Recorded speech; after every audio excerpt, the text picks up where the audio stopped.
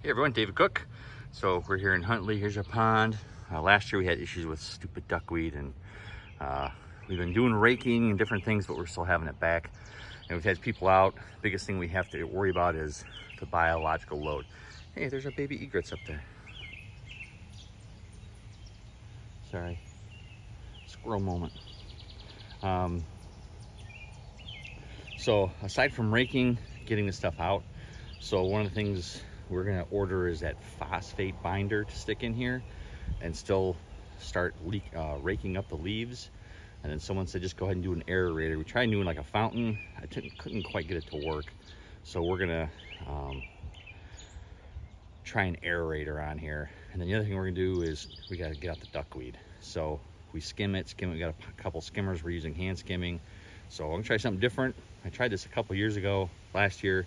It didn't work, so I'm trying a different version of it, of using a small sewage pump, and I got a 5-gallon bucket, so it's just below. So I'm gonna try and use that, pump it in. I got an old laundry basket with some mosquito netting in there, and so we're gonna see if we can just, as a maintenance thing, just to kind of get ahead of it, and then raking stuff out, putting stuff on there. So we'll see how this goes today. You can kind of see how it goes.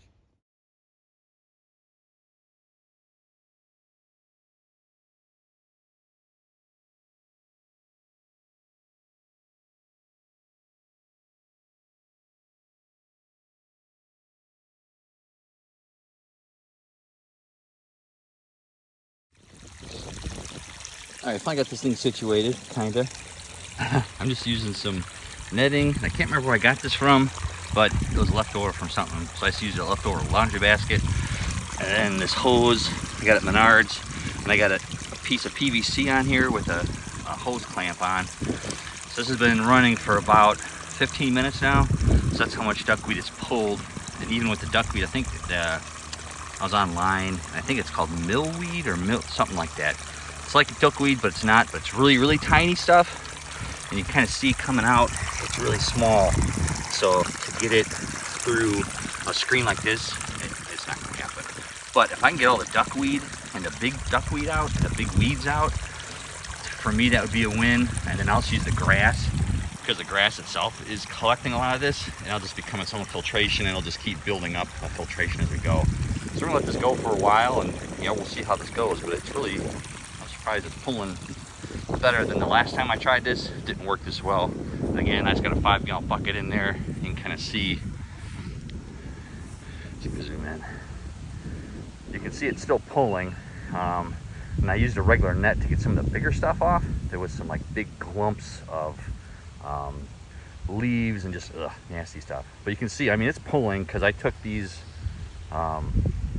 bales of barley. Someone said barley will help with the milkweed or duckweed, and I pushed them out in the middle. The wind is pushing, I know, but it's still pulling. It's just, we're getting a current, so it's good. And again, it's pulling it in there.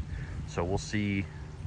We'll let this go, and then we'll probably have to check the filter, but we'll keep it going. We'll keep updated.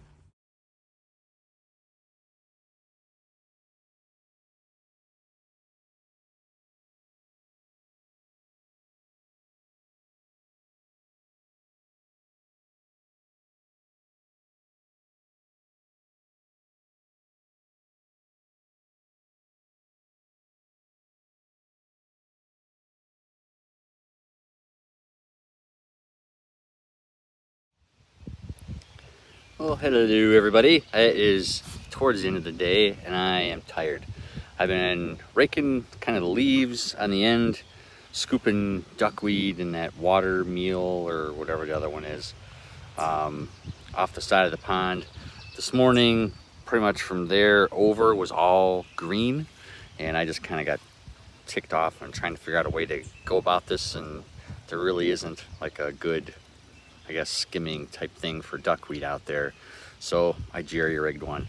So I took an old sewage pump, so it'll grind sewage. So it's meant for a lift station, but it was sitting and I wasn't using it, so I just rigged it up with 2.5-inch PVC, and then I had this extra hose laying around. I just clamped it with hose clamps, and then I just been letting it go. A couple times I've had it overheated about 2 hours ago, but it's been going at it since pretty strong. I've had to unclog it a couple times. You can hear when it gets those big chunks. All this stuff is just from where it was clogged in there, and I had to go in there and take it out.